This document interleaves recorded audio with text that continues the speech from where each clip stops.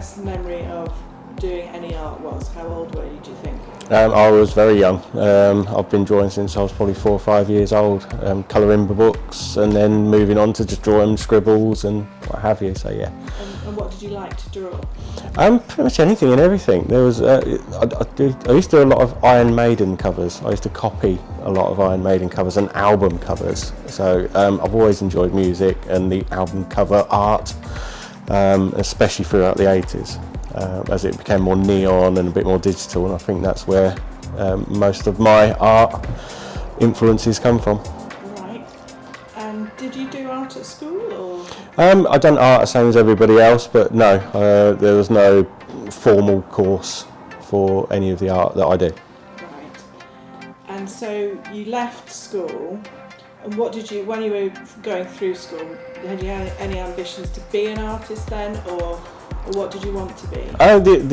The original idea was to be an architect. So I was good with graphical drawing, I was good with art in general. So I wanted something that sort of just put all that together. But then I found out it was 7 years at Polytechnic and sixth form and just became a butcher instead. Okay, good. And did you find that creative? Yeah, stupidly, you're designing windows to entice people in to buy that food, and so what you used to do with a pork chop or a pound of mince, you know, you've got to make it look good. And I think that's pretty much the same as what I do now. Okay. Now, you said to me earlier that you did various things. You were trying to find a job where you could be self-employed, yeah. And you didn't really do any art for quite some years. Correct. So what happened in that sort of time? What, before I picked up the pencils again? I mean, I just went from job to job. I tried my hardest in all of them. So I was in logistics for 15 years, renewable energies for about 10 years, but yeah, just every day I died a little more inside. I just wanted to work for myself, I wanted to be creative, and yeah, there came a time when I was able to do that. Right, and I believe that was in 2011, so just tell us again how that seminal moment happened. So I was trying to do lots of different courses to learn about graphic design, website design, garden design, all of which I was trying but just not enjoying. And Katie, my now wife, my girlfriend at the time, said to me, why don't you just draw for fun, have a go at drawing again, just take your mind off of trying to do all this. So I did, and she saw what I did. I drew a picture of her on the beach, and she said, bloody hell, literally those words, bloody hell, that's good. I haven't stopped since.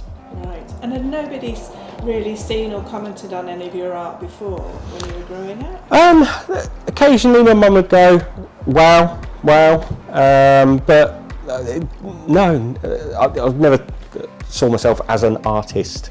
Yeah. Until I picked up the pencils again in 2011 and just started drawing again. Again, no formal qualifications, I just YouTubed, I practiced, I screwed things up. There's plenty more in the bin that went onto walls, you know, so yeah, it's... And did you experiment with different mediums, or did you already know what kind of medium that you wanted to concentrate on? I experimented with different mediums. I tried watercolour, I tried oil paints, all of which I failed miserably at. They were just awful. So it was always the pens and pencils and chalks, charcoals. Because I enjoyed getting the fine detail. If I was drawing a figurative piece, I went down to the hairs on arms, and then that's where I found what I really enjoyed doing. So it was the fine art pieces. Yeah, won a couple of awards for my figurative pieces, and so yeah, I carried all that side of it on.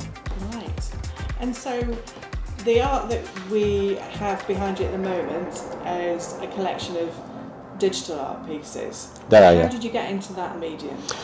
So through the art, I was able to open up a gallery in Northamptonshire, and it was my first foray into self-employment. I thought I'd be able to mix drawing, and making art as well as selling other people's. And selling other people's just opened my eyes to what was possible. And yeah, some of the digital artists out there, I mean, they're incredible.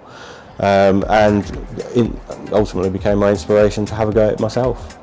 So if I wanted a special piece done by you just for me, Yeah. what kind of information would you take from me, and what kind of inspirations would you look for? Okay, so let's say you wanted Rome, for example. I would research Rome, the Colosseums, the Roman baths, the etc., etc. I would be asking you what your memories of Rome are. So it's not just about Neil